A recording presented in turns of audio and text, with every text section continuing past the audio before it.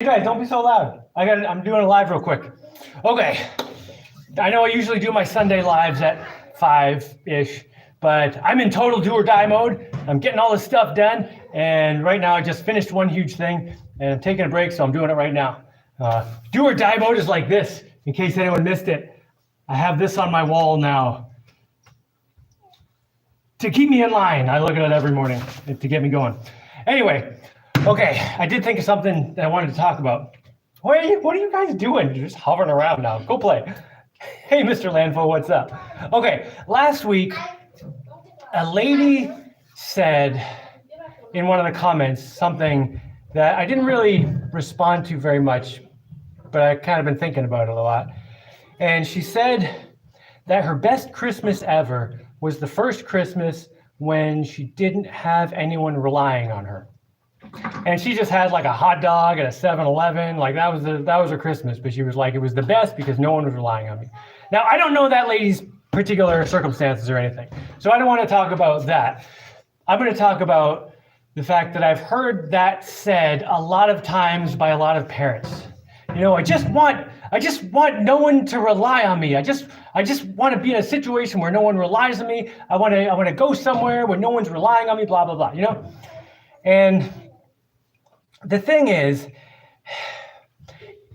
if you're going to have kids, they're going to rely on you. So if you make the decision to have kids, you are already deciding that they're relying on you.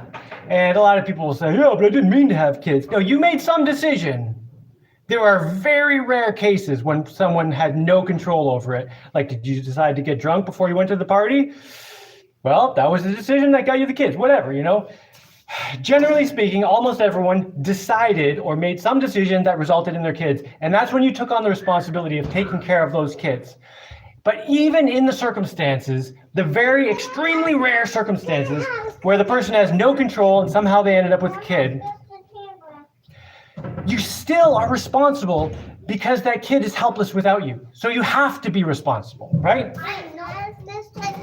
Now, when you're in a situation like that, where there's something that you have to do, like it's not just going to go away. I mean, unless you give your kids up for adoption or whatever, fine. And in case you haven't figured it out yet, this does not just apply to kids, but this is the analogy we're going with right now, the example we're going with right now. Oh God, I gotta give her a scoop of stupid peanut butter. Anyway, if you have a responsibility like that, like kids, where you're going to have to continually do things for them for years, the harder you try to get out of it, the more miserable the situation is going to be. And the more you embrace it, the more you just say, hey, I'm going to be a parent, I'm going to be an awesome parent, the better it is. Because the more you try to avoid it, the more you try to avoid the situation, the worse a parent you end up being.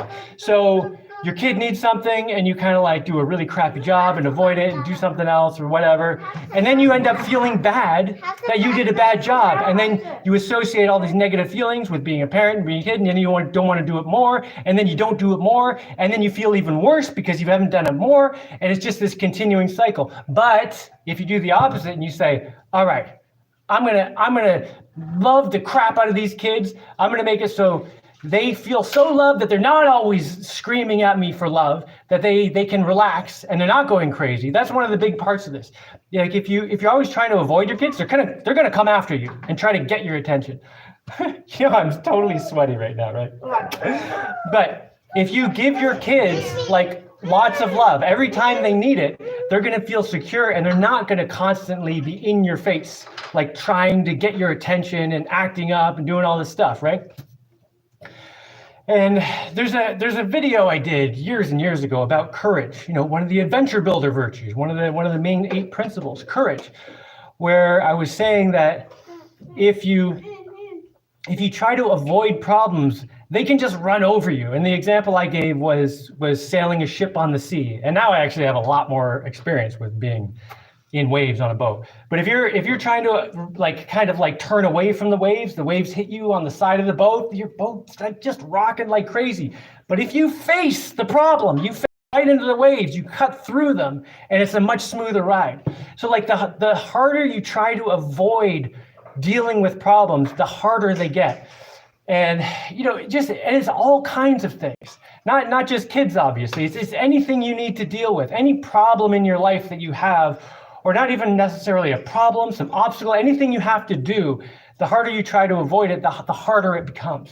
It's like when you've made a mistake, when you spilled something on the floor and then you put a rug over it, and then it's like, whoa, I'm not going to say anything. The longer you leave it, the more rotten it gets and the more disgusting it gets and the more in trouble you're going to get and the worse mess you're going to have to clean up. But if you just address it right away and say, okay, I spilled something, let me not just try to cover it up with a rug. Let me just actually address it right when I can, clean up the problem, it's done. Then you don't have to spend the next week smelling this horrible smell, constantly under stress, waiting for someone to figure out what it is. And it's like that with all kinds of problems in your life. So deal with your problems as soon as you can. But to do this is not an easy thing, right? And this is why if you go on YouTube, there's millions of videos of like psychology tricks and psychology hacks that you can use to, kind of trick yourself into doing the right thing in different circumstances. And there's hundreds of them for all kinds of different circumstances. But here's the thing, if you can just get rid of all that, there's only one psychology trick you really need. And it's not really a psychology trick. It's just, you just have to build the habit of doing what you need to do. Build the habit of doing whatever you need to do. And not doing whatever you don't need to do. A lot of this applies to trying to quit smoking or eating better or exercising in the morning or whatever, like all kinds of things in your life. You have hundreds of decisions in your day, and the right answer and the wrong answer for the large majority of them. You wake up in the morning and you're thinking oh, I should go run a few miles because then I'm going to feel better for the rest of the day. But my bed is so comfortable. You obviously know which is the right thing to do there, right? But it can become a habit to do the wrong thing over and over and over. And, maybe I'm partly talking about this because it's New Year's and people like to make New Year's resolutions. So here's something you can do, a New Year's resolution you can do if you like doing that kind of thing. And if not, just do it anyway. I want my cup. Start trying to address problems as soon as you can. Oh, God. Start doing the right thing, and stop doing the wrong thing. And there's a way you can build habit for this. And I'm going to give you an example of one I did years and years and years and years ago. So when I was a kid, I grew up on sugar. I just ate mountains of sugar, so much sugar. I was a kid. I didn't know how bad it was for me. And my parents were just like, hey, sugar, whatever, so much sugar. And then finally, I don't know, at some point in my 20s or somewhere around there, I don't know, somewhere along the line, I was like, I want to stop eating sugar. I'm going to stop eating sugar. And I quickly realized that I am addicted to the sugar. Like if I don't eat sugar for a certain amount of time, that's all I'm thinking about. I'm just like, oh my God, I'm totally hooked on this sugar. And this is why I don't give sugar to you guys, because you get addicted to it really bad. And I'm totally addicted to sugar. Kept trying to not have it, and it wasn't working for a while until I did this one thing. I went to the store and I was like, all right, I'm just gonna face this head on and I'm just gonna focus on this and I'm just gonna beat it. So I went to the store to get groceries, and then as I was leaving, I was like, all right, here's the chocolate bar thing that's right by the cash register, impulse buys. Let me find the most gooeyest, carameliest, chocolatiest, delicious, scrumptious, so delicious chocolate bar I could find.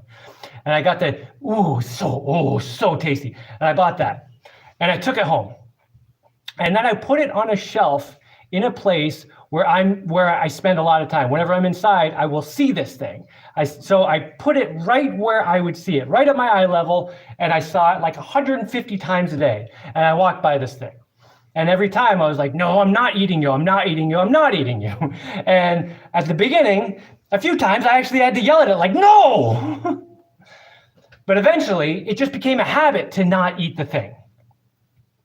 And then 6 months later, a girlfriend came to visit, just a friend who's a girl. And she grabs this chocolate bar and opens it and starts eating it. He's like, hey, you want some? And I was like, what are you taking my chocolate bars for? But whatever, those happens. And I was like, no, I don't want a piece. And she's like, really? It's yours. I mean, you should have some. And I was like, no, I just don't want it all. Because I mean, by the end of the first month, I barely noticed the thing was even there. And by the end of 6 months, I didn't care about sugar at all because it was staring me in the face over and over and over. And because it was constantly in my face and I constantly said no to it, I built up the habit very quickly to not be interested in that. And you can do this with smoking. You know, if you're trying to quit smoking, you can say, all right, here's a cigarette. I'm gonna light it. I'm gonna hold it right in front of my face, and then I'm gonna put it out. If you have a shopping addiction, say this, all right, I'm gonna go into the store. I'm gonna walk around. I'm even gonna pick up a few things, and I'm gonna put them all back, and I'm gonna walk out with nothing. And then do it, and do it very deliberately. Because the problem is with habits and addictions, you get trapped when you're not paying attention. You know, that was with the sugar. Like when I was doing something else, not paying attention, I would start thinking about the sugar, and then by the time I realized what was going on, I was just like, oh, I want it. You know, do it when you can be very deliberate and like, what's rational about it, and do that, and get used to doing that. Get used to not indulging in the thing you don't want, right? And also, if you get used to doing whatever right thing, and pretty soon you start building up the habit of just doing the right thing, the thing that you know is the right thing, instead of what you know is the wrong thing. And then when you start building up those habits, you start feeling better about yourself, and you start feeling better about all this stuff. And you don't want to avoid your life and try to get away, just get drunk or go to parties or just anything to escape your life. You actually start liking your life when you start doing a good job in it. It's kind of like playing a video game. Life is like a video game. You do a terrible job in a video game and you just get killed over and over. It's not very fun, right? But you start doing a good job, you start getting some kind of positive feedback, gold or whatever. But in real life, you just start getting better and better experiences, and that's how you get a good life. So anyone who likes New Year's resolutions, make a New Year's resolution to build better habits, to build specifically one generalized habit of do the thing that you know is right. Oh, here's another really good example, because a lot of people are stuck on this one. TV, watching television, right? How many people watch television? You spend hours a day, or YouTube, whatever, any just staring at a screen endlessly, just like with your brain half on and just. Here's what you do. You say, all right, here's a TV show I'm interested in, and I really want to watch it. I am going to watch half of it and then turn it off. You do that a few times and your brain, it just like breaks the cycle of being trapped in there, of being stuck and not being able to get away. You break it right at the part where you really want it to continue, but you've already predetermined that you're going to do this. If you're a guy who's afraid of talking to girls, and you see a girl you like, and you know that you have to talk to her like within 1 second, or you're going to psych yourself out. Say this, all right, I'm going to talk to her 2 minutes from now, and get yourself psyched out. Let yourself get psyched out, and then go talk to her. And you, because you're doing it at the hardest point, then it becomes it like breaks down that resistance. Like go through the obstacle at the hardest point, and it knocks down the obstacle. Okay, so any New Year's resolution people, do that, or do whatever you want. I don't know. All right, what do we got here? How is everyone, Mr. Landfill? Tony Simmons, what's up? Hello, Jaimie. Big thumbs up from England. McBong's Lab. Oh, I love your crazy names. Oh, Happy New Year, Sean. Absolutely true. And it's wisdom from our ancient ancestors that did not come easy. Your refrigerator is very cool. Well, actually, it's not. It's off right now, so it's kind of warm. There's nothing in it, but I'm going to go get something and put it in it probably today. And then it will be cool. Yeah, hopefully even cold. But yeah, it is pretty cool too. Have a productive, happy new year to you and your whole family. Well, thank you. What is this kid doing? Look, you're not being productive. You're just like lazing around, staring at nothing. I'm just kidding. Peace, Jaimie. Great message. Thanks, man. Self-control pays very well. Self-control, man. Yeah, the harder you try to avoid stuff, the harder it gets to deal with what you got to deal with. But if you build that habit of dealing with the stuff you got to deal with, man, it just becomes a habit, and then it gets a lot easier, and yeah, life just gets way better, man. Hi, Jaimie. Great to see you. Wait, what? That's not raisins. You want a snack of raisins? No, you already had one. This kid will eat like a gallon of raisins if I let her. Raisins and peanut butter. Hi, Jaimie. Great to see you. By this point, can you eat some sugar and not become addicted to it again? Yeah, I can totally. Like if I go to like a party or something and there's cookies, I can eat a few cookies. I don't care, or like a piece of cake or whatever. And I mean, a lot of times I just won't. But yeah, I mean, if there's something around, I'll eat it. Particularly if I know I'm going to do a lot of exercise. Like I was just doing a whole bunch of digging and wheelbarrowing. And I know if I'm doing that, I'm just going to burn off the sugar pretty quick anyway. But yeah, I mean, I can be in a circumstance where I eat a cookie every couple months, and it doesn't like, it doesn't throw me back on the wagon. Actually, I don't really like sugar anymore. Like it tastes terrible to me. It's funny. Like I don't know. Yeah. Okay, sure. Like it kind of tastes sickening, All right, let me just make sure I'm at the bottom.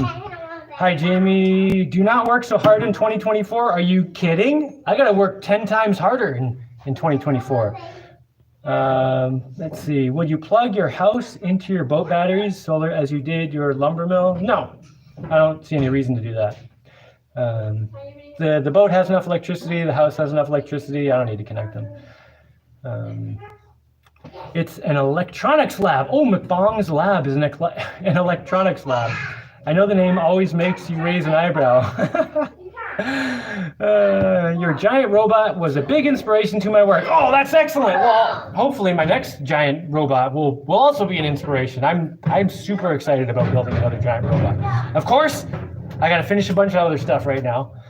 Well, not right now, but before I do a giant robot.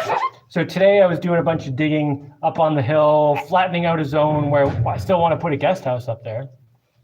And then I was taking the dirt and putting it on my running trail. I'm bumping up my running trail, like maybe that much higher, because there was that one weird tide last week where, I don't know, for like 15 minutes, part of my running trail was underwater. And it wasn't even the highest tide day last week. I think it was just a weird circumstance where two tidal currents were coming in and converged at the same time and like just bumped up the water for 15 minutes. Kind of like a slow motion ram pump effect. But yeah, it was. Ram pump? I've explained the ram pump to you before. We're gonna build one eventually, but don't worry. But yeah, I just wanted to make sure my running trail is always dry. Yeah, maybe it was a tsunami, I mean. Hi, Jaimie from Rhode Island. I spent a lot of time in Rhode Island. That's where I went to school. How is the fart tank project? Oh, the fart tank, you're right. I want to get the fart tank going again. I got a pipe for it. I put the pipe and the valve. I just need to make sure it's all airtight because I think there's a leak in it. I mean, I'm pretty sure there's a leak. Sure. Hi, Bellatrix. Yes, that's you. David is saying hello to you. Mini tsunami. Okay, I'm gonna go eat some food and start my next thing. What am I doing next? Oh, I gotta dig some more digging. Because it doesn't matter. All right, I'm gonna get to work. Everyone else, have an excellent day. And where's it? You want to push the X? Enjoy your swimming around the island videos. Oh, I'll have to do more. I got a new underwater camera. Somebody sent to me. I feel like I'm swimming right now because I'm soaked. Anyway, push the button. I'm trying to. Do it. You missed it. Do it again. McBong's lab. Wait, you just got to push it once. Okay, now push OK. Very good.